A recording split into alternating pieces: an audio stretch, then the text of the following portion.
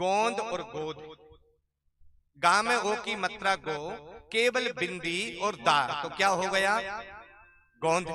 और बिंदी को अलग कर दिया जाए तो क्या होगा? गोद। तो एक बिंदी भी यदि अलग हो जाएगी तो सवाल का परिणाम गलत हो जाएगा कि नहीं हो जाएगा?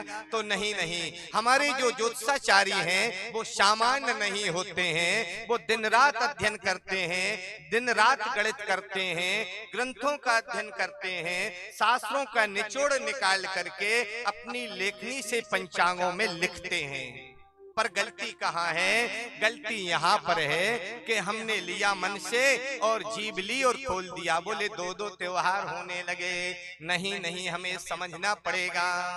देखो, जैसे अभी दीपावली में काफी चल रहा था, कई लोग कह रहे थे 31 तारीख की दीपावली है और कई लोग कह रहे थे 1 नवंबर की दीपावली है। तो हाँ, 31 अक्टूबर की भी दीपावली थी और 1 नवंबर की भी दीपावली थी।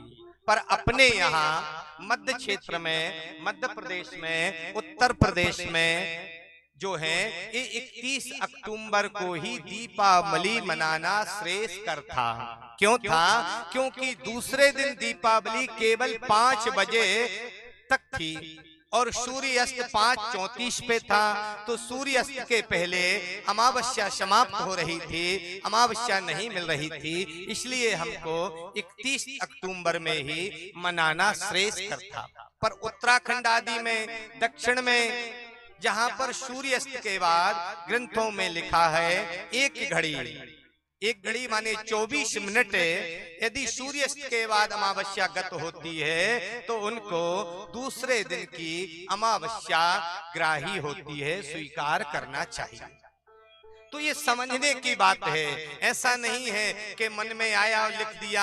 बोले कभी कभी 2 त्योहार, कभी भी ऐसा हो ही नहीं सकता है। आज केवल अंतर यह है कि आज हम थोड़े सोशल मीडिया से जुड़ गए हैं, थोड़े थोड़े पढ़े लिखे हो गए हैं और हमें अन्यत्र समाचार मिलने लगे हैं, इसलिए वो जानकारी मिल करके और हम उस बात को कह देते हैं। नहीं नहीं, हमें सारी बातों को समझना चाहिए, चाहे शास्त्र का अध्ययन हो, चाहे कर्मकांड हो, चाहे ज्योतिष का सिद्धांत हो, कोई भी बात गलत नहीं होती है और ना गलत हो सकती है, और जो गलत होती है उसकी अधिक दिन तक प्रामाणिकता चलती नहीं है।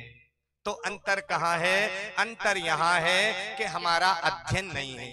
कई लोग कहते हैं, अरे बोले भैया आजकल शास्त्रों में ऐसा लिखा है। तो हमने कहा भैया शास्त्र कितने होते? बोले जे पता नहीं।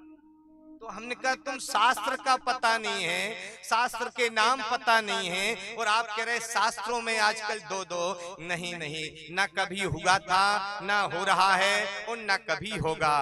केवल हमने चिंतन नहीं करते हैं, हम जिज्ञासु नहीं हैं, हम अपनी सुविधा और व्यवस्था के अनुसार धर्म को मोड़ना चाहते हैं। नहीं नहीं, जब हमारे मन में शंका हो, संदेह हो, तो हम घर में इलाज न करें, हम आचार्य के पास जाएं। अच्छा, आंख में पीड़ा हो जाती है तो ये बताओ, हम आंख वाले डॉक्टर को दिखाएंगे कि घर ही दवाई डालेंगे? नीति कहती है हमें चिकित्सक को दिखाना चाहिए और उसमें भी नेत्र रोग विशेषज्ञ को दिखाएं।